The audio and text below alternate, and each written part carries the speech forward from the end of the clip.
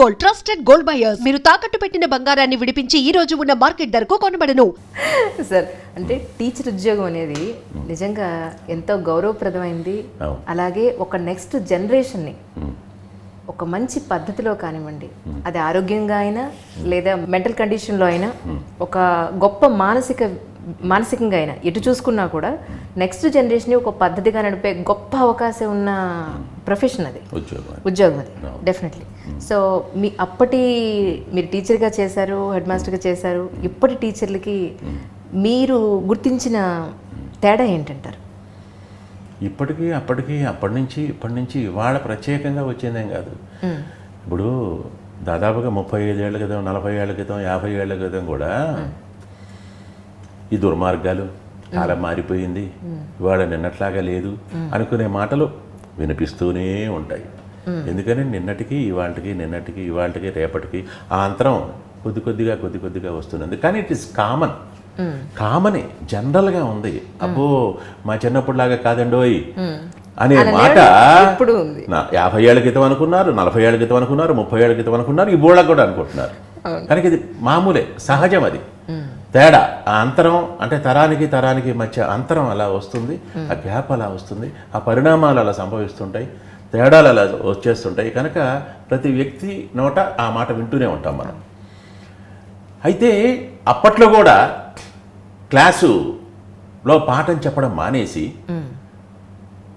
బయట నుంచుని రేయ్ చదువుకొని రా అని పిల్లలకి చెప్పేసి ఆ బయట నుంచుని ఆ పక్క క్లాస్ టీచర్ కూడా ఆయన కూడా వాళ్ళు రే చదువుకోండి రా అని చెప్పేసి వాళ్ళిద్దరూ మనకి అరియర్స్ ఎప్పుడు వస్తాయి, ఇంక్రిమెంట్స్ ఎప్పుడు వస్తాయి, ఈ చిన్న స్కూలు ఇది ప్రైమరీ స్కూల్ వాళ్ళు అస్సలు చెప్పి చావరండి, వాళ్ళు కూడా వచ్చి చావు మా వెధవలకి అని ఈ విధంగా వీళ్ళని నిందించుకుంటూ ఆ తర్వాత ఉత్తరోత్తర జరగబోయే పరిణామాలు, సంఘటనలు, జీతాలు ఎప్పుడు పెరుగుతాయో, పిఆర్సీ ఎప్పుడు వస్తుందో, ఇలాంటి కబుర్లతో 45 నిమిషాలు గడిపేసి ఈ లోపల ఆ క్లాసులో పిల్లలు ఈ క్లాసులో పిల్లలు గందరగోళంగా అరుస్తూ కేకలేస్తూ ఈ లోపల ఎవడో బయటకు వచ్చి సార్ అంటాము, సరే పోరా అంటాము, వాళ్ళు ఊరికంతా తిరిగి రావడము, స్కూల్ అంతా తిరిగి రావడము, బయటికి వెళ్ళి తొంగి చూసి రావడము, ఇలాంటి సంఘటనలు జరుగుతుంటే అప్పట్లో స్టాఫ్ రూమ్కి వెళ్ళి నేనే అరిచేవాడిని, నా కొలీగ్స్ మీదే అరిచేవాడిని. పద్ధతి కాదండి అది, పద్ధతి కాదు. మీరు కూర్చోండి, పాఠం చెప్పండి, చెప్పకపోండి, ఏమన్నా చేయండి, బట్ ఒక డిసిప్లిన్ అనేది ముఖ్యం. క్లాస్ రూమ్లో వాడు ఏం చేస్తున్నాడు, వాడు చదువుకుంటున్నాడా, చదువుకోవట్లేదా, లేదు కామ్గా కూర్చోమనండి అంతే. అంతేగాని వాడిని విచ్చలవిడిగా అటు ఇటు తిప్పితే మన డిసిప్లిన్ నాశనం అయిపోతుంది, స్కూల్ డిసిప్లిన్ నాశనం అయిపోతుంది. మనం ఎందుకు ఉద్యోగం చేస్తున్నాం, మనం ఎందుకు జీతం తీసుకుంటున్నాం, మరి మనం చేయవలసిన కర్తవ్యం ఏంటో, మన విధి ఏమిటో మనం చేయాలి కదా అని చెప్పేసి నేను మా తోటి ఉపాధ్యాయులు కూడా కొద్దిగా విలన్లాగా అయ్యేవాడిని, నేను చెడ్డవాడిలాగా అప్పట్లోనే. సో వృత్తిలోనే కొన్ని విలన్ వేషాలు ఉండేవి నాకు అప్పట్లో. చాలామంది ఓ అబ్బో ఈ పోటుగాడు వచ్చాడయ్యా, పెద్ద పాఠాలు చెప్పేవాడు, మేము కూడా చెబుతాములేవోయ్ అన్నట్టుగా కూడా నేను అడి తిరిగిన తర్వాత ఫీల్ అయ్యేవాడు, అనుకునేవాళ్ళు కూడా. అయినా సరే మా నాన్నగారి క్రమశిక్షణ, మా నాన్నగారి ఆలోచన దృక్పథం ఇవన్నీ కనుక స్ట్రైట్ ఫార్వర్డ్ అనమాట. ఏదైనా మనసులో ఉంచుకోను, మొహానికి ఎక్కేస్తానంతే. ఇప్పుడు ఉదాహరణగా నువ్వు పెట్టుకున్న కాగితం సంగతి చెప్పేశాను కదా, అట్లాగే అలవాటు అనమాట. లేదు చూసుకోమ్మా, చూసుకో, అంటే అన్నీ గుర్తుండవు, ఏదైనా ఒకటి మిస్ కావచ్చు కదా. మంచి యాక్టర్, ఇంత సీనియర్ పర్సన్ యాక్టర్. నువ్వు చిన్నప్పుడు కూడా చదువుకునేటప్పుడు కూడా బాగా కాపీలు కొట్టుంటావు తల్లి. అయ్యో తీసి పక్కన పెట్టేస్తారా? వద్దొద్దు, నువ్వు అడగవలసినవన్నీ అడుగు, అడగవలసినవన్నీ కడుగు. పొరపాటున మర్చిపోతానేమో, మళ్ళీ నాకు అవకాశం దొరకొచ్చిందమ్మా. అందుకనా ఒకసారి 10th క్లాస్ కాకుండా 12th క్లాస్కి వెళ్ళా వాచింగ్కి. అంటే అప్పటికి ఈ 10th క్లాసు 12th క్లాసు కూడా 5-6 సార్లు తప్పి 7-8 సార్లు తప్పి ఆ తర్వాత ఉద్యోగాలు చేస్తూ పెళ్ళిళ్ళు చేసేసుకుంటూ, ఆ పెళ్ళిళ్ళు చేసుకున్న ఆడపిల్లలు కూడా చాలామంది వచ్చారనమాట. ఇక మగపిల్లలు అయితే ఎవరై ఏమిట్రా అని వెనక జేబులోనో చేయి పెట్టవచ్చు, ఒకడైతే కత్తి తీసుకొచ్చి అక్కడ గుర్తు పెట్టేవాడు, అలా రాసి చూసేవాడిని. వేరే నీ అబ్బాయి గడ్డానికి కూడా పనికిరాదురా ఎదవ కత్తి, ఏం చేసుకుంటావురా దాంతో అనేవాడిని. భయం ఉండేది కాదు, ఎవరిని కేర్ చేసేవాడిని కాదు, ఎవరిని లెక్క చేసేవాడిని కాదు. అట్లాగే ఆడపిల్లలు మరి వాళ్ళని మనం తాకడం బాగోదు కదా ఆడపిల్లడు కనుక. అమ్మ ఒక్కసారి లే అమ్మ, లేచి నుంచో తల్లి, కొంచెం ఇటు అనుకోమ్మా అంటే 4, 5, 10 రాలిపోయాయి. రాలిన తర్వాత అవి కాస్త అందించమ్మా అనేవాడిని. అన్నీ తీసుకుని జేబులో పెట్టుకొని ఇక రాసుకో తల్లి అని ఈ గమ్మత్తైన ఫ్లాష్ బ్యాక్స్ అనమాట. మొత్తానికి భలే ఫ్లాష్ బ్యాక్ గుర్తు చేసావా మనకు. Thank you sir. అంటే మీరు ఈ టీచర్ ప్రొఫెషన్లో ఉండేవారు కాబట్టి అడుగుతున్నాను. ఈ రోజున ఎడ్యుకేషనల్ ఇన్స్టిట్యూషన్స్ విషయంలో ఒక పెద్ద యాడ్లు రేడియోలో కానీ, టీవీలో కానీ, పేపర్లో కానీ, ఒక పేపర్ అంతా ఎడ్యుకేషనల్ సంస్థ గురించే ఉంటుంది. మాకు ఇన్ని ర్యాంకులు వచ్చేసాయి అని ఒక పెద్ద ప్రోపగండా చేసుకోవడం, దాన్ని ఒక బిజినెస్గా చేసుకోవడం. బిజినెస్సే విద్యాబోధన కాదు, అది బిజినెస్సే అంతే. మరి బిజినెస్గా చేస్తున్నారంటే అప్పుడే ఆ కాలంలోనే కొన్ని మరి ఈ ప్రైవేట్ హై స్కూళ్ళు ఉండేవి, మిషన్ స్కూళ్ళు ఉండేవి. వాళ్ళు ఏం చేసేవాళ్ళు, మరి పొద్దున్నే 1 గంట, గంటన్నర ముందు రప్పించేవాళ్ళు. ఆ తర్వాత మళ్ళీ స్కూల్ అయిపోయిన తర్వాత మళ్ళీ 1 గంటన్నర, 2 గంటలు ఆపేవాళ్ళు. ఆపేసి వాళ్ళ చేత రుద్దిచ్చి రాయించి ఇలాంటి పనులు చేస్తుండేవాళ్ళు. మెకానికల్, స్టిల్ మెకానికల్ అనమాట వాళ్ళకి. క్లాసులో యాక్చువల్గా నేను మున్సిపల్ హై స్కూల్లో పనిచేశాను. మున్సిపల్ హై స్కూల్స్ అంటే చాలామందికి ఒక చిన్న చూపు. కానీ మా హై స్కూల్లో చాలా టాలెంటెడ్ టీచర్స్ ఉండేవాడు. చాలా టాలెంటెడ్ టీచర్స్ ఉండేవాడు. అందరూ బాగా చెప్పేవాళ్ళు. ఎవరో కొద్దిమంది ఒక్కళ్ళో ఇద్దరో మినహాయించుకుని మిగతా వాళ్ళందరూ మనస్ఫూర్తిగా హృదయపూర్వకంగా పనిచేసేవారు. అందుకే ఆ కాలం అప్పుడప్పుడు మేము మామూలుగా గుప్తుల కాలం స్వర్ణయుగం అన్నారే, అట్లాగే మేము వర్క్ చేసిన కాలం కూడా బిట్వీన్ 70 తర్వాత అది ఒక స్వర్ణయుగం లాగా మేము ఫీల్ అవుతాం. ఆ తర్వాత ఏంటంటే సీరియస్నెస్ పోయింది. సీరియస్నెస్ ఎక్కడొచ్చిందంటే ఇప్పుడు ఇందాక నువ్వు చెప్పినట్టుగా మనం ర్యాంక్స్ సంపాదించడంలో, పర్సంటేజ్ సంపాదించడంలో కనుక తోము చెప్పు అసలు విషయం బుర్రలో దూకిందా లేదా అనే విషయం అది దాన్ని పక్కన పెట్టేస్తున్నారు. కనుక యాక్చువల్గా ఏంటంటే సబ్జెక్ట్ కావాలి పిల్లవాడికి, సబ్జెక్ట్ కావాలి. ఆ సబ్జెక్ట్ మనసులోకి వెళ్ళాలి. సబ్జెక్ట్ మనసులోకి వెళ్తే నువ్వు ఏదైనా ఎలాగైనా చెప్పగలవు. ఆ తర్వాత ప్రత్యేకంగా మనకి ఇప్పుడు ఒక పాయింట్ బ్లాంక్ సిస్టమ్ ఒకటి మనకి వచ్చేసిందనమాట. ఆ పాయింట్ బ్లాంక్ సిస్టంలో కూడా ఏమవుతుంది అంటే మొత్తం సార్వజనీనంగా మొత్తం సబ్జెక్ట్ అంతా నేర్చుకునే అవకాశం లేకుండా పోతుంది. సబ్జెక్ట్ అంతా నేర్చుకోవడం అనేది అది చాలా ముఖ్యం అనే సంగతి కూడా పిల్లలు గుర్తించలేకపోతున్నారు.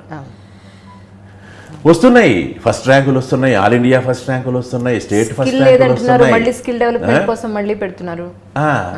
ఆ తర్వాత అసలు ఈ ఫస్ట్ ర్యాంకులే అక్కర్లేదు కదమ్మా, వచ్చేస్తున్నాయి ఎన్నో ర్యాంకులు వస్తున్నాయి. ఎన్ని ర్యాంకులు వచ్చినా కానీ సీట్లు వస్తున్నాయి.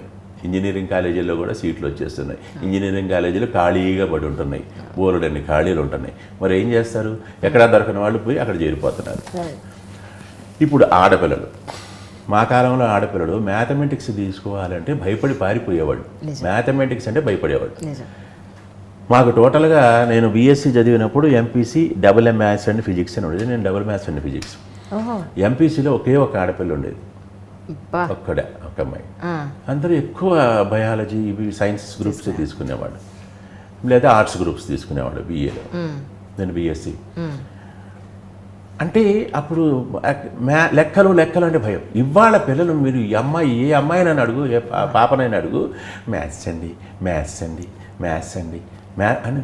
మ్యాథ్స్ అంటే అసలు అవలేలకు లెక్క లేకుండా పోయింది ఆడపిల్లలకి. ఇవాళ విపరీతంగా మార్కులు సంపాదించేస్తున్నారు లెక్కల్లో కూడా. అంటే ఆడపిల్లలు దేనికి తీసిపోరు అనేది నిరూపించిన తర్వాత సంగతి. బట్ ఇవాళ మగపిల్లల కంటే ఆడపిల్లలు ఇంకా ఎక్కువగా కుప్పలుగా మన దేశంలో ఇంజనీర్లుగా అలా కుప్పలు పడిపోయారు. ఇంజనీర్లే అందరూ బీటెక్ మ్యాథ్స్ అయిపోవడం, దాంట్లో హైయెస్ట్ స్కోర్ సంపాదించుకోవడం, మంచి ర్యాంక్ సంపాదించుకోవడం, డిగ్రీలు.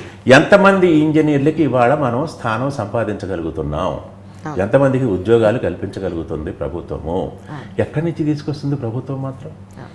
ఎంతమంది? 100 మంది కాదు, 1000 మంది కాదు, లక్షల మంది. ఇవాళ ఒక్కొక్క సంవత్సరం ఎంతోమంది బయటకు వచ్చేస్తున్నారు బీటెక్లు పాస్ అయ్యి. మరి వీళ్ళందరికీ ఎక్కడ ప్రొవైడ్ చేస్తారు? కనుక వీళ్ళు కూడా ఏదో వేరే వ్యాపకాలు చేసుకోవాలి, లేకపోతే ఎంబీఏలో ఎంసీఏలో అవి కూడా చదువుకొని దానికి స్తోమత ఉండాలి. స్తోమత ఉండకపోవచ్చు. మరి ఏం చేస్తున్నారు వాళ్ళు? ఇవాళ మా కాలంలో డిగ్రీ పాస్ అయ్యి కిళ్ళీ కొట్టు పెట్టుకునేవాళ్ళు. ఇవాళ బీటెక్ పాస్ అయ్యి కూడా కిళ్ళీ కొట్టుకు పెట్టుకోవాల్సిన స్టేజ్ వచ్చేసింది అనమాట. అంతే. ఇల్లు కొట్టంటే ఊరికిన ఒక ఉదాహరణకు అనమాట. ఏదో వ్యాపారమో ఏదో ఒకటి చిన్న ఉద్యోగమో చేసుకోవాలి. మళ్ళీ చిన్న ఉద్యోగం అనేసరికి వాడు 10th క్లాసో లేకపోతే ఇంటర్మీడియట్ క్వాలిఫికేషన్ అన్నాడు అనుకో, నువ్వు బీటెక్ పాస్ అయ్యారంటే సారీ వద్దు పొమ్మంటాడు. అది చెప్పకుండా రావాలి ఆ సర్టిఫికెట్లు తీసుకుని. కనుక టోటల్గా ఏమైపోయిందంటే ఇవాళ ఈ కేవలం అంటే వాళ్ళ పేర్లు ఎందుకు కానీ మరి రిజల్ట్స్ రావడం మరుక్షణం రెండో రోజు ఫుల్ పేజీలు, 2 ఫుల్ పేజీలు ఇవాళ. వాళ్ళందరికీ ప్యాషన్ అయిపోయింది. మామూలుగా ఇదివరకు హాఫ్ పేజీ, క్వార్టర్ పేజీ ఉండేది, ఇవాళ ఫుల్ పేజీ. ఓపెన్ పేజీ ఏంటంటే పేపర్లలో ఫుల్ పేజీ కాకుండా దాన్ని తీసిన తర్వాత కూడా ఈ ఫుల్ పేజీ కూడా వాళ్ళదే.